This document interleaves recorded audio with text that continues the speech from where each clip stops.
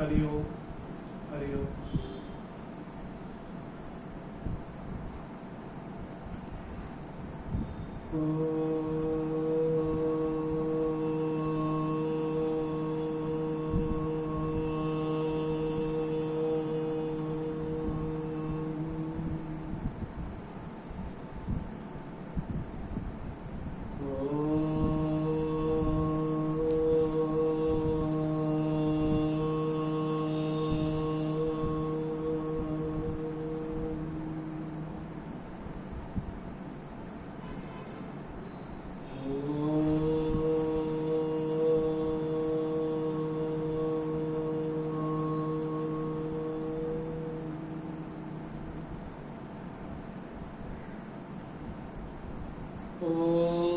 सहना भवतु सहनौ भुनक्तु सह वीर्यं कर्वावहै तेजस्विनावधीतमस्तु मा विद्विषावहै।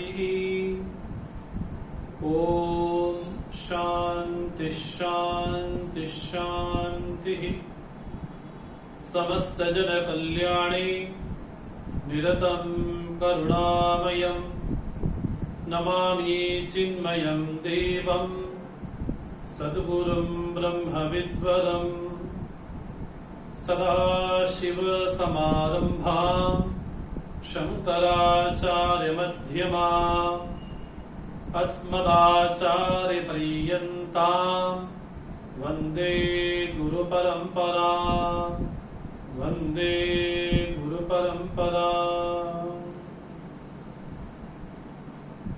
वन्दे देवमुमापतिं सुरगुरुं वन्दे जगत्कारणं वन्दे पन्नगभूषणं मृगधरं वन्दे पशूनां पतिम् वन्दे सूर्यशशाङ्कवह्निनयनं वन्दे मुकुन्दप्रियं वन्दे भक्तजनाश्रयं च वरदं वन्दे शिवं शङ्करं वन्दे शिवं शङ्करम्।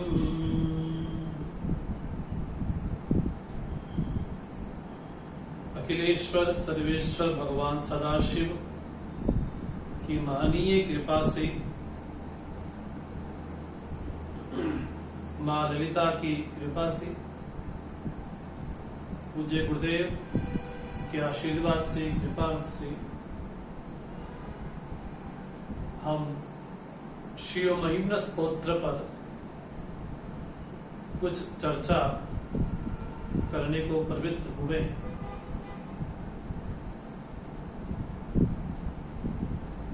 कल की कक्षा में, कल के सत्र में भगवान शिव पर कुछ चर्चा करने का सौभाग्य प्राप्त हुआ। भगवान शिव को कहा जाता है सकल विरुद्ध धर्माश्रय, कि जो वस्तु संसार के लिए अमांगलिक होती है, भगवान शिव उसको अपना आभूषण बनाते हैं। इसलिए शिव सकल विरुद्ध धर्माश्रय है।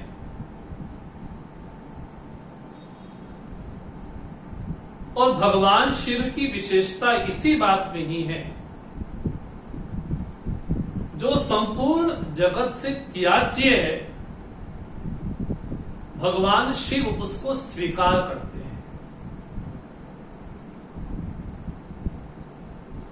भगवान शिव के अंग प्रत्यंग,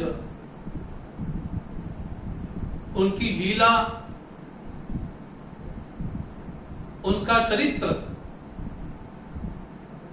लोक भावन भी है और लोक कल्याण भी है।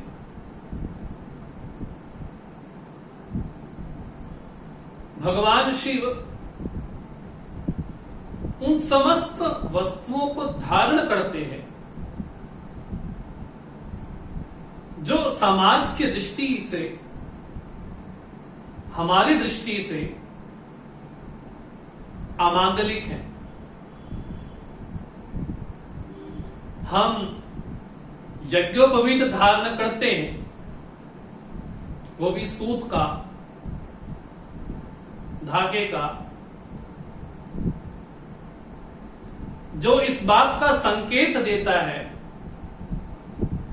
कि हम ऋणी हैं। पितृ ऋण से, ऋषि ऋण से, देव ऋण से हम ऋणी हैं, यह संकेत देता है। लेकिन भगवान शिव भुजंग का यज्ञोपवीत धारण करते हैं।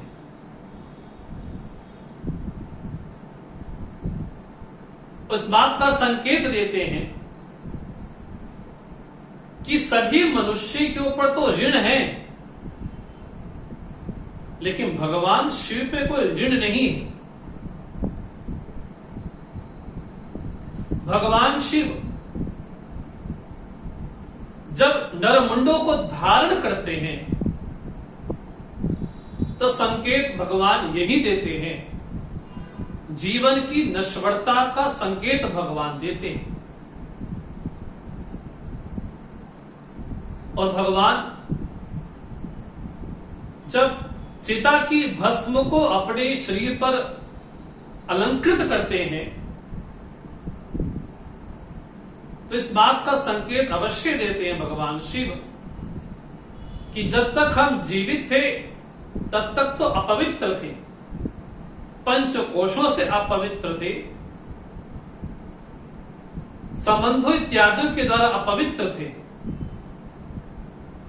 लेकिन जब व्यक्ति का शरीर छूट जाता है तो निकट से निकटतम संबंधी भी उसके पास जाने को बड़ा इतराता है।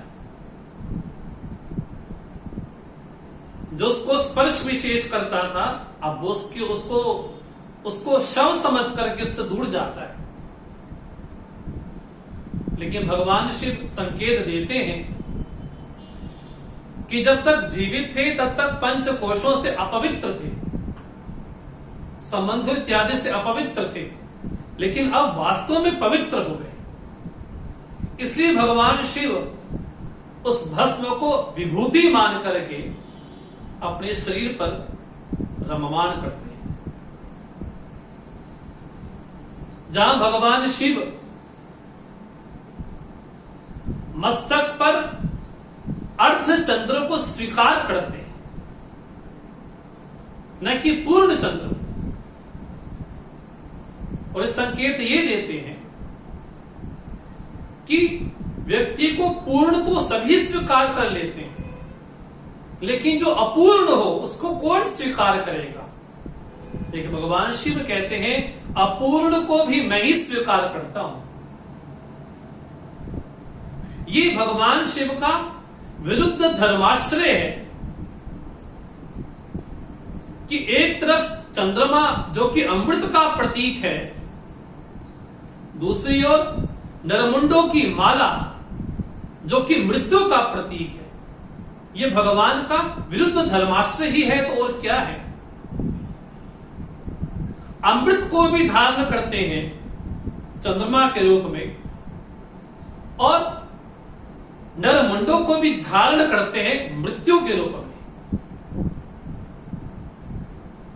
और भगवान शिव की निर्भिमानिता कैसी है कि भगवान विष्णु के चरणों से प्रकट हुई गंगा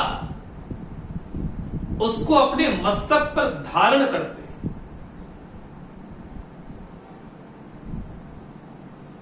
ये भगवान शिव का बड़प्पन है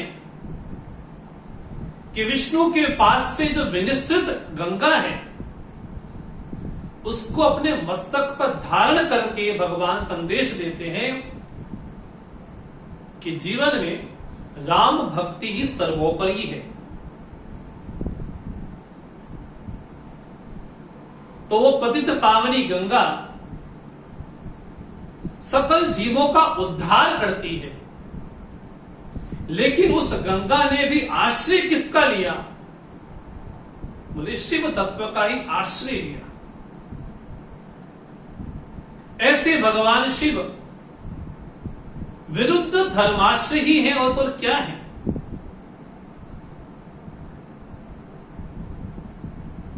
भगवान शिव जब त्रिशूल धारण करते हैं तो संकेत देते हैं कि हमारा वासना क्षय हो, हमारे अज्ञान का नाश हो, हमारे बंधनों का नाश हो। इस रूप में भगवान शिव त्रिशूल विशेष को धारण करते हैं, अर्ध चंद्रमा धारण करते हैं, बागंबर धारण करते हैं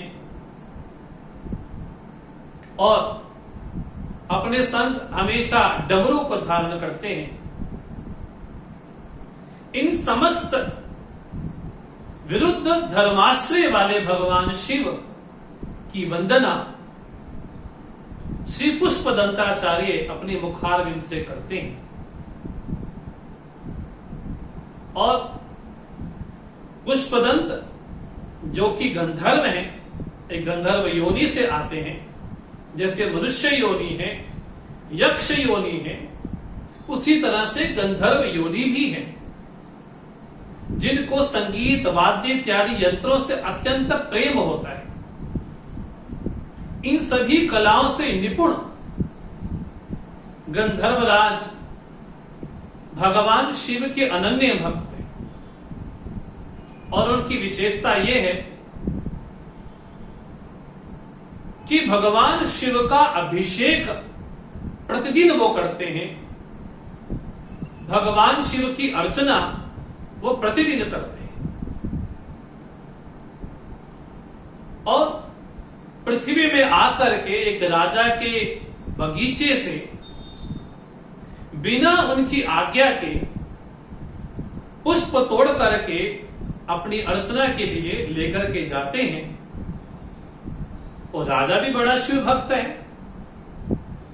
राजा को लगता है कि मेरे ही बगीचे में मेरे लिए पुष्प नहीं बचते हैं तो पुष्प चुरा के कौन ले जाता है। तो अपने सेवकों से कह करके उस बगीचे में जो शिव निर्माल्य है, जो शिव से उतरा हुआ निर्माल्य विशेष है, उसको पूरे बगीचे में बिछा देते हैं ताकि जैसे वो व्यक्ति आए जो कि अदृश्य रूप में आते हैं उनको पकड़ा जाए। और उसी योजना के कारण ही पुष्पदंत पुष्प तोड़ तो लेते हैं, लेकिन जब वो वापस जाना चाहते हैं तो उनका पैर शिव निर्माल्य पर आ जाता है, जिससे उनकी शक्ति बाधित हो जाती है। इससे यह संकेत प्राप्त होता है कि भगवान शिव के द्वारा जो भी निर्माल्य होता है उस पे अपने चरण नहीं रखने चाहिए, उससे घनघोर पाप लगता है। जो निर्माल्य हो उस निर्माल्य को दूर से ही प्रणाम किया जाए। अगर बिल्व पत्र रास्ते में गिरा हुआ मिल भी जाए तो उसको शिव स्वरूप मान करके माथे पर लगा करके शिव को अर्पण कर देना चाहिए। ये संकेत है। और पुष्पदंत की शक्ति जब बाधित हुई तो राजा के सेवकों ने उनको जो पकड़ा और राजा के पास लेकर के गए तो राजा कहते तुम ही वही हो जो मेरे पुष्प लेकर के जाते हो। बोले हाँ, मेरे से गलती हुई है, उसके लिए मैं क्षमा चाहता हूं। बोले नहीं, तुमने अपराध किया है तो अपराध का फल भी मिलना चाहिए। बोले जैसी आपकी आज्ञा। अब उनकी आज्ञा से, राजा की आज्ञा से पुष्पदंत को बंदी गृह में डाल दिया जाता है। इससे संकेत प्राप्त होता है कि पुष्पदंत ने इसको भी भगवान का विधान ही समझा कि इसमें भी भगवान की भलाई ही होगी। उसमें कोई आक्षेप नहीं किया, कोई कटाक्ष नहीं किया कि नहीं नहीं मैं तो गंधर्व हूं, मैं तो गायब हो सकता हूं, मैं तो अदृश्य हो सकता हूं। बोले नहीं, उन्होंने बंदी गृह में जाना भी भगवान का ही प्रसाद समझा। तो पुष्पदंत से दो बातें तो स्पष्ट हो जाती हैं। पहली बात, उनकी जो वाणी है वो कैसी है? बोले पुष्प के समान बड़ी मनोहर है, पुष्प के समान बड़ी आकर्षक है। ये तो संकेत प्राप्त होता है। हम जब बोलते हैं हम पुष्प नहीं निकालते हैं, हम तो कटु वचन निकालते हैं। तो पुष्पदंत से संकेत प्राप्त होता है कि जीवन में वाणी की मधुरता कैसी हो। बोले वाणी की मधुरता इसी में है कि वाणी किसी को अप्रिय ना लगे। तो पुष्पदंत के नाम से ही उनका परिचय पता चल जाता है कि वास्तविक पुष्पदंत हैं कौन, जिनकी वाणी पुष्प के समान मनोहर हो और आकर्षक भी हो।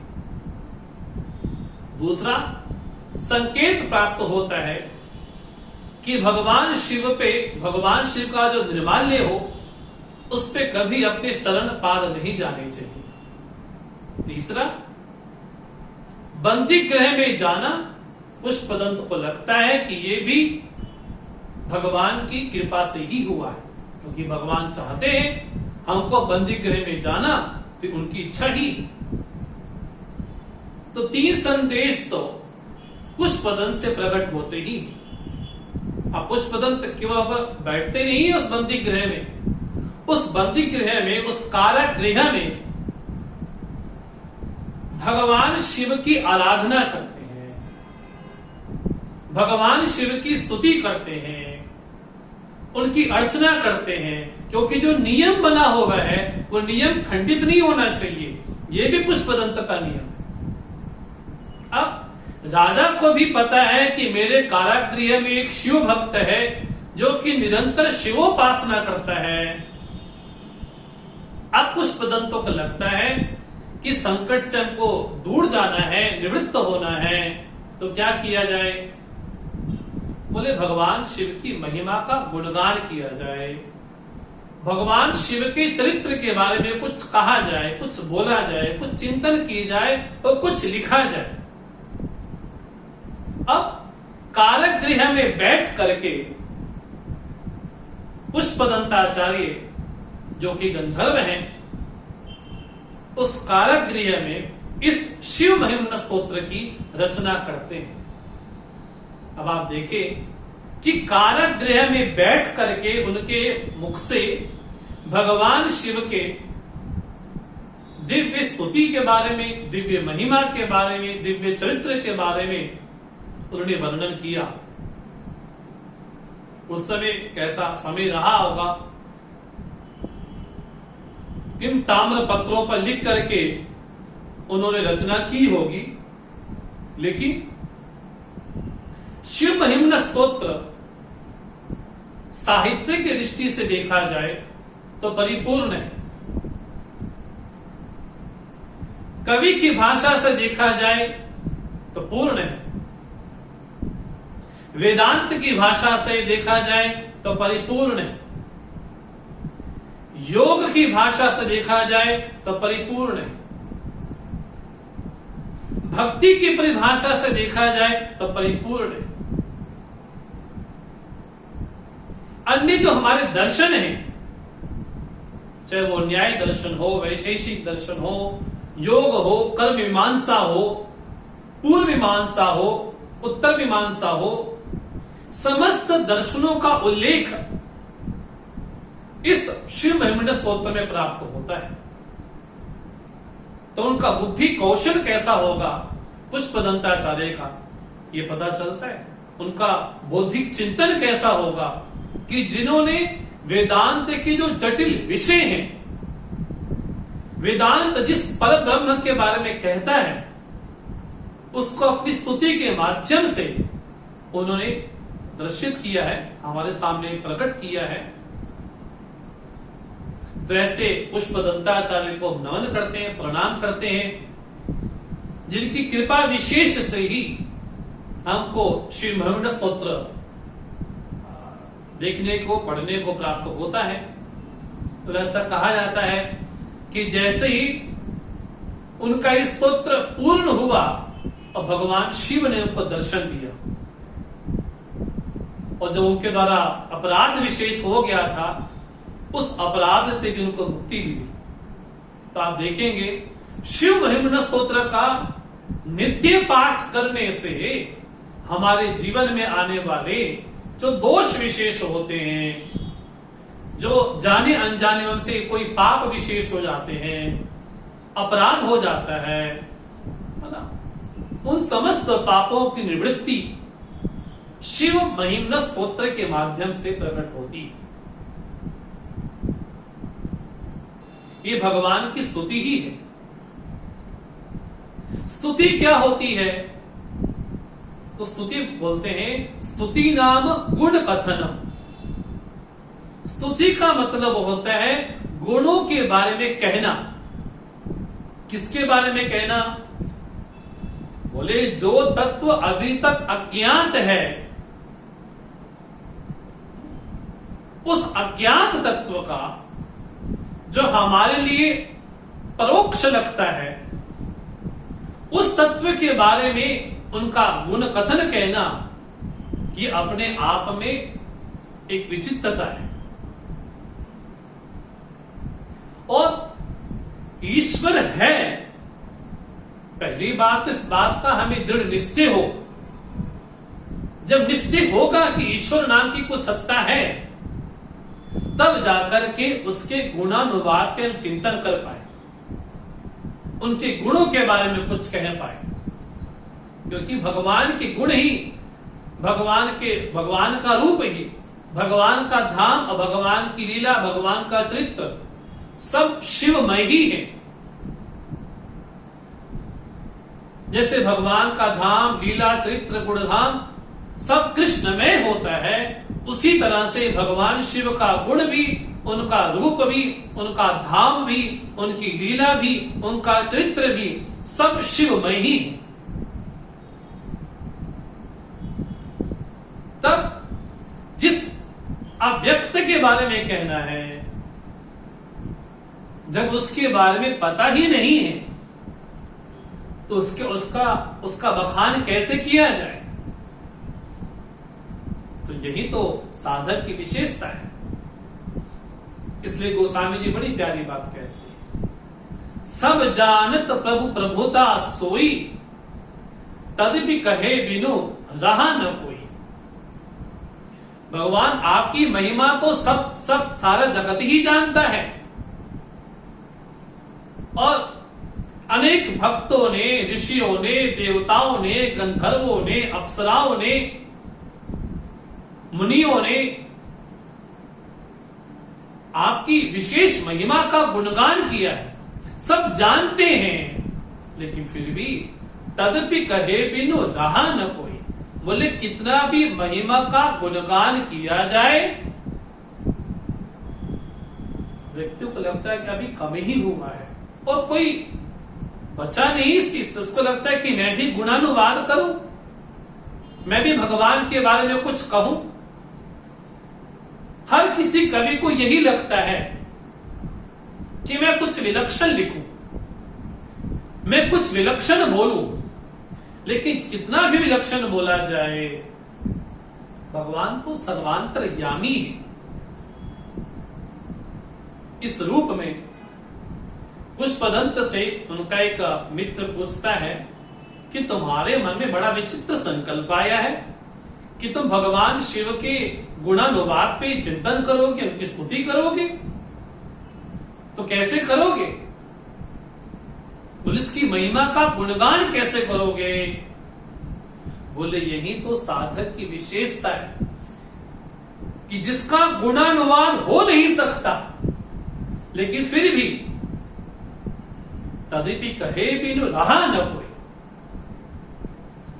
रामचरितमानस में देखते हैं कि राम जी की स्तुति सनकादि ऋषियों ने की, साक्षात वेद ने की, ब्रह्मा जी ने की, नारद जी ने की, अत्रि जी ने की, वशिष्ठ जी ने की, वाल्मीकि जी ने की, अनेक ऋषियों ने भगवान राम की स्तुति की। उस स्तुति का सीधा सीधा अर्थ है स्तुति नाम गुण कथनम। जहां भगवान के गुणानुवाद का चिंतन हो वो स्तुति ही है। चाहे शबरी ने स्तुति की, चाहे अहिल्या ने स्तुति की, तो भगवान जो कि सर्वांतर्यामी है, जो कि सर्वज्ञ है, जो कि सर्वाधिष्ठान है, ऐसे सर्वाधिष्ठान के बारे में पुष्पदंत अपने मुखारविंद से उनके बारे में कहते हैं। क्योंकि भागवत कहती है कि हमारी वाणी की विशेषता क्या है। भागवत जो कि भगवान का ही स्वरूप है, भगवान का वांग्मय स्वरूप है भागवत। कहती है भागवत, वाणी गुणानुकथने श्रवणो कथाया। वाणी की विशेषता है कि भगवान के गुणानुवाद करना, भगवान के बारे में कहना।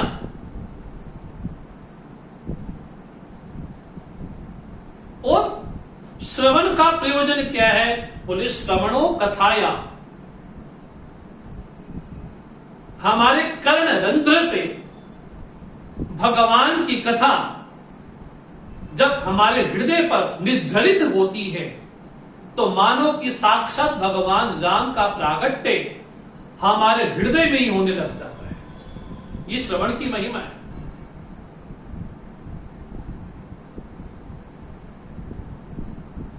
और वाल्मीकि जी ने तो यहां तक कह दिया, जिनके श्रवण समुद्र समाना, कथा तुम्हारी सुभग करी नाना। जिनके श्रवण मानो कि समुद्र के समान हो, और आपकी कथाएं नदियों की तरह निर्झरित होकर के साधक के हृदय में विराजमान होती जाती हैं। जितना आपकी कथाएं साधक सुनता है उतना साधक अपने आप को भगवान के अत्यंत समीप पाता है। इसलिए जहां वेद ये कहता है दूरास दूरे अंतिके च, वो अविद्वान के लिए दूर है, लेकिन साधक के लिए वही दूर तत्व सर्वांतर्यामी भी है, समीपस्थ भी है। और वाणी की विशेषता इसी में है कि भगवान के गुणानुवाद करना। मुख की पवित्रता इसी में है जब राम का गुणानुवाद हो। अब हम शिव महिम्न स्तोत्र के माध्यम से भगवान शिव के गुणानुवाद पर यदि किंचित प्रयास करेंगे कुछ कहने का, कुछ चर्चा करने का। क्योंकि जो अज्ञात तत्व है, उस अज्ञात तत्व के बारे में कितना भी कहा जाए उतना कम ही होगा, उतना ही कम होगा। स्मरण आता है परीक्षित जी का, जब परीक्षित ने सुखदेव मुनि से पूछा किम श्रोतव्यम किम कीर्तितव्यम। हे सुखदेव मुनि, हे प्रभु, मरणासन्न व्यक्ति को किसका श्रवण करना चाहिए और किसके बारे में कीर्तन करना चाहिए? तो भगवान शुक कहते हैं तस्मात् भारत सर्वात्मा भगवान ईश्वरो हरि श्रोतव्यः मंतव्यः कीर्तितव्यः तथा अभयम। यदि अभय चाहते हो तो क्या करें? तस्मात् भारत सर्वात्मा भगवान ईश्वरो हरि, उस हरि का जो सर्वांतर्यामी है, जो भगवान है, जो ईश्वर है, उसी का ही श्रवण हो, उसी का ही मनन हो और उसी का ही कीर्तन हो। कीर्तन अर्थात भगवान की कीर्ति का गुणगान करना भी, ये भी कीर्तन ही है। और वाद्य यंत्रों के साथ भगवान का नाम गुणगान करना, ये भी कीर्तन ही है। लेकिन भगवान की कीर्ति, भगवान का वाङ्मय ग्रंथ श्रीमद् भागवत महापुराण है। भगवान शिव का स्वरूप शिव महापुराण है। उसका बखान करना ही मानो कि भगवान का कीर्तन ही है। श्री रामचरितमानस श्री राम का विग्रह है, उसका कीर्तन करना ही मानो कि राम का कीर्तन है। श्री महिम्न स्तोत्र, जिसमें भगवान शिव का गुणानुवाद किया गया है, तो यहां पर भी मानो कि हम भगवान का कीर्तन ही कर रहे हैं, उनकी कीर्ति का गुणगान ही कर रहे हैं। ये इस ग्रंथ की विशेषता है। इसलिए संगीत, साहित्य, कला से, वेदांत से, भक्ति से, योग से, सांख्य से, कर्म मीमांसा, उत्तर मीमांसा से परिपूर्ण ये अपने आप में मानो कि ग्रंथ ही है। इसका नाम शिव महिम्न स्तोत्र है। तो प्रथम श्लोक महिम्न शब्द से प्रारंभ होता है, इसलिए इसका नाम भी शिव महिम्न स्तोत्र ही हो गया। अब हम भगवान सर्वेश्वर को नमन करते हुए, प्रणाम करते हुए हम ग्रंथ में प्रवेश करें। और जैसी हमारी परिपाटी है कि हम सबका मंगल करने वाले भगवान शिव का जब ध्यान करते हैं, पूजन करते हैं, अभिषेक करते हैं, तब सबसे पहले गणेश जी की वंदना करते हैं, जो कि गणों के ईश हैं। तो प्रारंभ में श्री गणेश का वंदन करें हम। गजाननं भूत गणादि सेवितं कपित्थ जम्बो फलचारु भक्षणम् उमासुतं शोक विनाशकारकम् नमामि विघ्नेश्वर पाद पंकजम् नमामि विघ्नेश्वर पाद पंकजम्। ऐसे गणेश जो कि संपूर्ण विघ्नों को दूर करने वाले हैं, जो कि शोक को दूर करने वाले हैं, श्रद्धा से उत्पन्न है, विश्वास से उत्पन्न विवेक स्वरूप श्री गणेश को हम नमन करते हैं, हम प्रणाम करते हैं। आइए शिव महिम्न स्तोत्र का प्रथम श्लोक का पाठ करते हैं और भगवान की ही आज्ञा से, उनके आशीर्वाद से, उनकी कृपा विशेष से प्रयास करते हैं पुष्पदंत की वाणी को सुने और अपने मन को शिव पर केंद्रित करते हुए, अपने अपराधों को स्वीकार करते हुए भगवान शिव की स्तुति, उनकी महिमा का गुणगान करते हैं। प्रथम श्लोक का पाठ करते हैं। महिम्नाः पारन्ते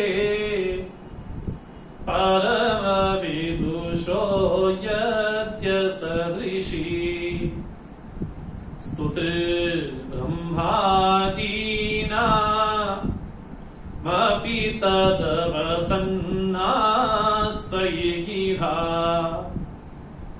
अथावाच्याः सर्वाः स्वमति परिणामावधिगृह्णन् ममाप्येष स्तोत्रे हर निरपवातः परिकरः। बड़ा सुंदर भाव रखते हैं पुष्पदंत। संबोधन बड़ा प्यारा देते हैं। हे हर, श्लोक की अंतिम पंक्ति में संबोधन रूप में आया हे हर, हरति दुखानि सर्वाणि, समस्त दुखों का हरण करने वाले हे हर। हे प्रभु, जब आपका नाम ही हर है तो आपके लिए मेरे कष्टों का निवारण करना कोई अलग से परिश्रम नहीं है। हरति दुखानि, इसलिए जब हम भगवान शिव को नमन करते, प्रणाम करते तो क्या बोलते? ओम नमः पार्वती पतये हर हर महादेव। तो हाथ खड़े करते हुए भगवान की शरणापन्न होते हुए, उनकी चरण शरण को स्वीकार करते हुए हम उनके चरण में समर्पित होकर के बोलते हैं हर हर, मेरे पापों को दूर करे प्रभु, मेरे तापों को दूर करे, मेरे कष्टों को दूर करे, मेरे जीवन में आने वाले आध्यात्मिक ताप, आदि भौतिक ताप, आदि दैविक तापों का हरण कर ले। इसलिए पुष्पदंत पे जो अभी समय विशेष आया को दंड मिला है कारागृह में रहने का, उस अपराध से निवृत्ति होने के लिए, मुक्त होने के लिए पुष्पदंत कहते हैं हे हर, हे प्रभु, आप मेरे दुखों का हरण कर लीजिए। और पुष्पदंत के माध्यम से हम सभी लोग भगवान के चरणों में यही निवेदन करते हैं हे हर स्वरूप, आप मेरे दुखों का हरण करें। और यही हरि और हर में मिलन है, दोनों में एक ही यही है।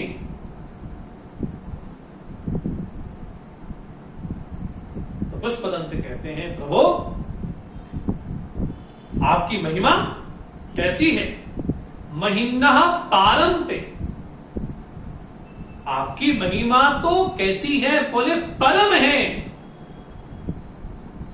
उत्कृष्ट है, निरतिशय है। उसके बारे में कुछ कहना ये वैसा ही है कि सूर्य के सामने दीपक को रखना है। आपकी महिमा, जब पुष्पदंत के मित्र ने पूछा आप तो शिव की महिमा के बारे में कुछ कहने जा रहे हैं, तो कैसी महिमा का गुणगान करेंगे आप? पुष्पदंत कहते हैं महिम्ना पारन्ते, हे प्रभु आपकी महिमा कैसी है? बोली पारम। पारम अर्थात उसकी कोई सीमा नहीं है। जो असीम तत्व होगा उस असीम को किस सीमा के माध्यम से मापा जाएगा? जहां वेद ये कहता है एता वानस्य महिमा अतो ज्यायाश्च पूरुषः त्रिपादस्यामृतं दिवि त्रिपादूर्ध उदयित पुरुषः।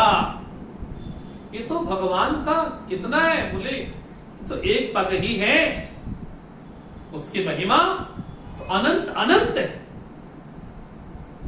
इसलिए पुष्पदंत कहते हैं महिम्नः पारन्ते, हे मेरे प्रभु, हे सर्वेश्वर, हे अखिलेश्वर, हे सर्वांतर्यामी, हे सर्वज्ञ, सर्वम जानाति इति सर्वज्ञः, सर्वम चासौ यश्च इति सर्वज्ञः।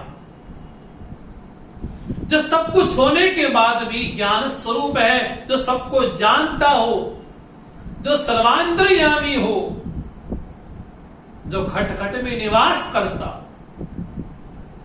पुष्पदंत कहते हैं ते ते महिमना पारम परम, आपकी महिमा तो परम है, उसका कोई पार पा नहीं सकता।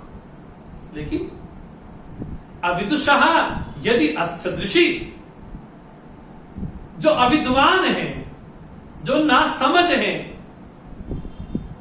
वो आपके बारे में कुछ कहते हैं। जब आपकी महिमा का पार कोई पा नहीं सकता है, तो अविद्वान लोग जब आपके बारे में कुछ कह भी देते हैं, असदृशी असदृशी स्तुति ही। अरे उन अविद्वानों के बारे में तो छोड़ो, जो ब्रह्मादि हैं, अर्थात जो ब्रह्मा इत्यादि देवता भी हैं, वो भी जब आपकी स्तुति करते हैं ना, वो भी आपके अंतिम जो वास्तविक स्वरूप है, जो वांग मनस अगोचर है,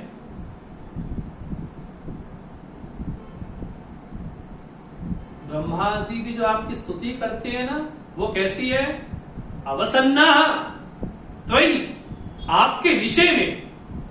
यहां पर जो त्वयि शब्द है, उससे सगुण और निर्गुण दोनों के विषय में चिंतन होता है। क्योंकि हमारे भारतीय संस्कृति में, वैदिक रीति में जो ईश्वर का चिंतन है, वो त्रिधा रूप से किया जाता है। पहला है निर्गुण निराकार, जो कि साक्षात ब्रह्म तत्व ही है। दूसरा है सगुण निराकार, जिसको ईश्वर संज्ञा दे देते हैं। और तीसरा है सगुण साकार, जो सबके लिए सुलभ है, जो सबके लिए प्राप्य है, उसको कहा गया वो सगुण साकार है। तो पुष्पदंत कहते हैं ब्रह्मादीनाम अपि, ब्रह्मा इत्यादि देवता हैं, वो भी आपकी जब स्तुति करते हैं, उनकी वाणी भी कैसी है? अवसन्ना। अवसन्ना अर्थात पूर्ण नहीं, अभी तो अपूर्ण ही है। तो कहने का भाव यह है कि जब अविद्वान आपकी स्तुति करते हैं, आपकी महिमा के बारे में कहते हैं, मतलब अविद्वान तो छोड़ो, जो ब्रह्मादि देवता भी हैं, जब वो भी आपके गुणानुवाद को नहीं ठीक से कर पाते, आपकी महिमा को ठीक से नहीं जान पाते, और हम सब लोग जो भी गुणानुवाद करते हैं, वो करते कैसे हैं? तो पुष्पदंत कहते हैं सर्वः स्वमति परिणामावादि गृणन, अपनी अपनी बुद्धि से, अपनी बुद्धि सामर्थ्य से हमें ईश्वर को लगा कि वो भीम शंकर है, तो उसका नाम हमने रख दिया। बस वो प्रलयंकर है, तो हमने उसका नाम रख दिया, उसकी उपाधि से उसका नाम रख दिया। लेकिन कैसे? स्वमति, हमारी जैसी मति होगी, इंद्र की जैसी मति होगी, वो भगवान शिव को वैसा ही देखेगा।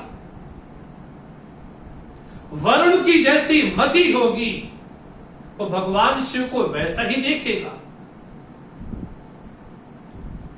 ब्रह्मा की जैसी मति होगी, ब्रह्मा शिव को वैसे ही देखेंगे। ऋषियों की जैसी मति होगी, ऋषि वैसा ही देखेंगे। गंधर्वों की जैसी मति होगी, वो शिव को वैसा ही देखेंगे। और मनुष्यों की जैसी मति होगी, वो शिव को वैसा ही देखेंगे। मतलब अपनी अपनी बुद्धि के अनुसार हमें लगता है कि शिव तत्व तो प्रलयंकर है, अभयंकर है, भुजंग धारण करने वाले हैं, तमोगुण के देवता हैं। तो उनकी उपाधि के अनुसार उसका नाम रख देते हैं अपनी मति के अनुसार। और हमारी मति अर्थात मनुष्यों की, गंधर्वों की, ऋषियों की, देवर्षियों की, देवताओं की, ब्रह्म इत्यादि देवताओं की मति कैसी होगी? बोले उसका था तो पा नहीं सकते हैं। इसलिए तो वो ममा अपि एष स्तोत्रे निरपवादः परिकरः। इसलिए मैं भी प्रयत्न करता हूं, इसलिए मेरे प्रयत्न में भी कोई दोष नहीं होना चाहिए। जब अविद्वान आपकी स्तुति करने में असमर्थ हैं, फिर भी उस स्तुति को सुनकर के आप प्रसन्न हो जाते हैं। जब ब्रह्मादि देवताओं की स्तुति में भी आप नहीं आ पाते, लेकिन फिर भी आप देवताओं की स्तुति से प्रसन्न होकर के उनको वर प्रदान करते हैं। इसका अर्थ है कि ब्रह्मा जी की स्तुति में भी कोई दोष नहीं है और सामान्य व्यक्ति की स्तुति में भी कोई दोष नहीं। गुरुदेव कहा करते थे कि मेरी प्रार्थना सुनी जाती है और मुझे फल प्राप्त होता है। इसका सीधा सीधा अर्थ है कि सुनने वाला कोई है, जिसके बारे में वेद ये कहता है अपाणि पादो जवनुगृहीता पश्यत चक्षु सश्नोत्य करना। बिना पांव के चलता है, बिना हाथ के वस्तुओं को ग्रहण करता है, बिना नेत्र के वो देखता है, बिना रसना के संपूर्ण रसों को ग्रहण करता है। इसलिए पुष्पदंत कहते हैं मेरी जो स्तुति है प्रभु, उसमें भी कोई दोष नहीं होना चाहिए, क्योंकि स्तुति मेरी कैसी है? कैसी? निरपवादः। मेरी स्तुति भी निर्दोषी ही हो, उसमें कोई दोष ना हो। ये मेरा हल्का सा छोटा सा प्रयत्न ही है, इसलिए बोलते परिकरः। ये थोड़ा मेरा प्रयास है। मुझे लगता है कि महिमा के माध्यम से, स्तुति के माध्यम से आप प्रसन्न हो जाते हैं। अरे शबरी ने कौन सी स्तुति की? आप तो अघारे हैं, आप दुखों का हरण करने वाले स्तुति हो गई। अहिल्या ने स्तुति की, अत्रि ने स्तुति की, वशिष्ठ ने स्तुति की, उनकी महिमा का गुणगान किया। जब प्रभु आप उनकी वाणी से प्रसन्न होकर के उनको तथास्तु कहते हैं, कि आपके सामने भस्मासुर ने तपस्या की हो, उसको भी तथास्तु आपने कह दिया। इसलिए आप आशुतोष हैं, आप शीघ्र प्रसन्न होने वाले हैं प्रभु। इसलिए मेरी स्तुति भी निर्दोषी ही हो, ऐसी आपके चरणों में मैं प्रार्थना करता हूं। तो प्रथम श्लोक के माध्यम से अपनी रचना के बारे में पुष्पदंत कहते हैं, अब जो मैं आपकी महिमा का गुणगान करने वाला हूं, वो महिमा आपको प्रसन्न करने वाली हो, आपको तुष्ट करने वाली हो। उस स्तुति को सुनकर के आप प्रसन्न हो और मेरी स्तुति में कोई दोष ना हो, इसलिए आपसे प्रार्थना करता हूं, ये आपके चरण में निवेदन करता हूं। तो प्रथम श्लोक के माध्यम से पुष्पदंत ने यह निवेदन किया और इसके साथ ही दूसरा श्लोक भी इसके साथ मिलता ही। आपकी महिमा के बारे में कौन क्या कह सकता है? पुष्पदंत कहते हैं अतीतापन्थानम् तव च महिमा वाङ्मनसयो अतद्यावृत्यायम् चकितमभिधत्ते श्रुतिरपि सकस्यास्तोतव्यः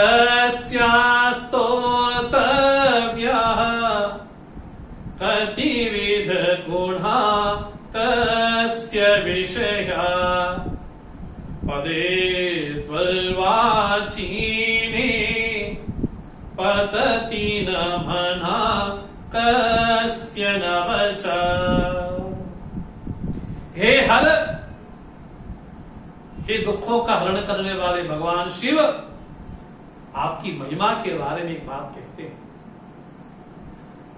तव च महिमा, आपकी महिमा कैसी है? तो कहते हैं वांग मनसयो अतीता पंथा।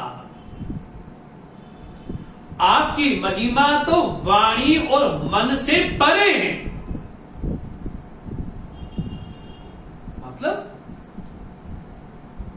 वाणी भी जहां जाकर के शांत हो जाती है,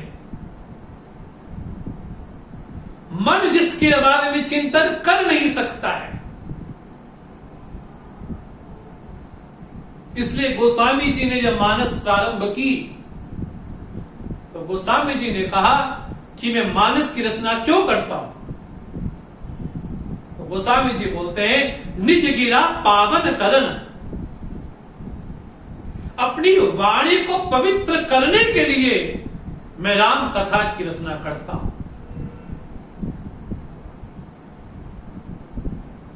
जिससे मेरे मन में प्रबोध जागृत हो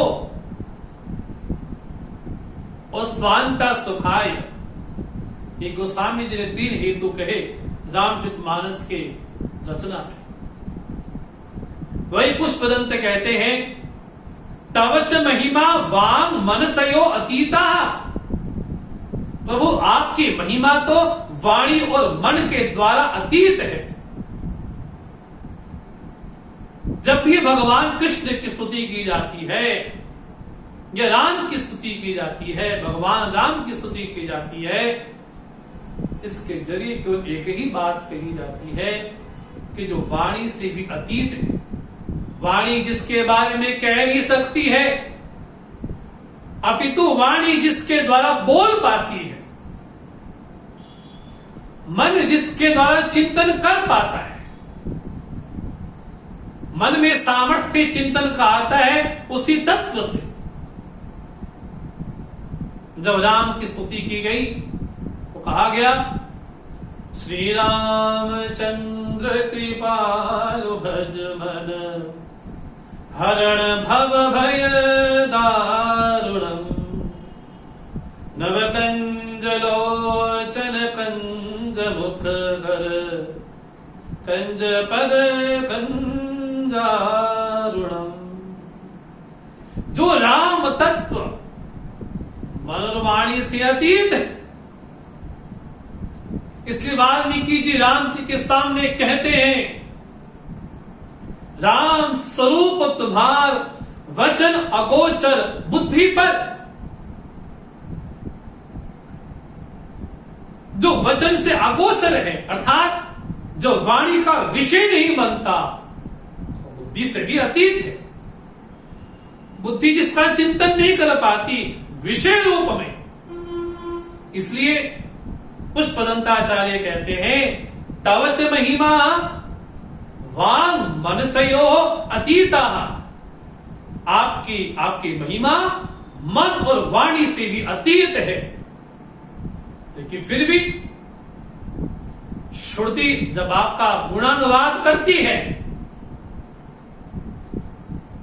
पुष्पदंत कहते हैं जब वेद मंत्र भी आपकी स्तुति करता है तो कैसे? तो कहते हैं अतत व्यावृत्यायम चकितम अभिधत्ते श्रुतिरपि। जो श्रुति है साक्षात, जो भगवती श्रुति साक्षात है, जो वेद मंत्र है, वो भी चकित होकर के भयभीत होकर के ही अतत वृत्ति से आपके बारे में कहती है। अतत वृत्ति अर्थात न इति न इति न इति। वह इतना मात्र नहीं है, अदृश्यम अव्यवहार्यम अव्यपदेश्यम एकात्म प्रत्ययसार्यम नान्त प्रज्ञम न बहिष्प्रज्ञम न उभयता प्रज्ञम। मांडुक्य उपनिषद उस तत्व के बारे में ये कहता है, वो दृश्य नहीं है, वो स्थूल नहीं है, वो सूक्ष्म नहीं है। इसलिए वेद कहता है अणो अणीयान महतो महीयान। वो अणु से भी अणुतर है, प्राण से भी महान है। तो श्रुति भी बड़ा चकित होकर के आपके बारे में कहती, किस विधा से? अतद वृत्ति से, अर्थात न इति न इति।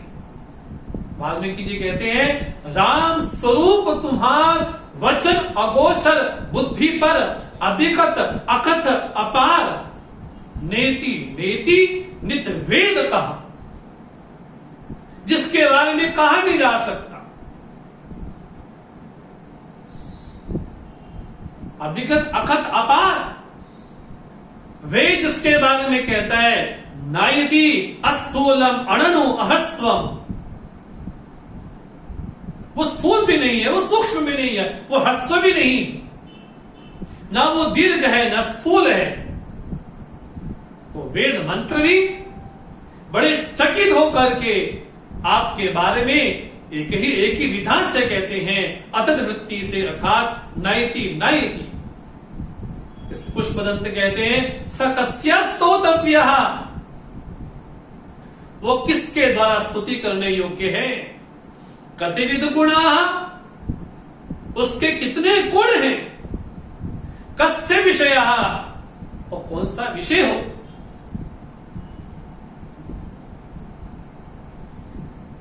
आप निर्गुण तत्व के बारे में कितना कहेंगे? सगुण तत्व के बारे में कितना कहेंगे आप? बोले जितना कहेंगे, बोले वो तत्व तो असीम है, उसको सीमा में बांधा नहीं जा सकता। जो शब्दातीत है, उसको शब्द के माध्यम से कैसे पुकारा जाए, कैसे बोला जाए, कैसे कहा जाए। शब्द जिससे प्रकट हुआ, वो शब्द उसकी स्तुति कैसे कर सकता है?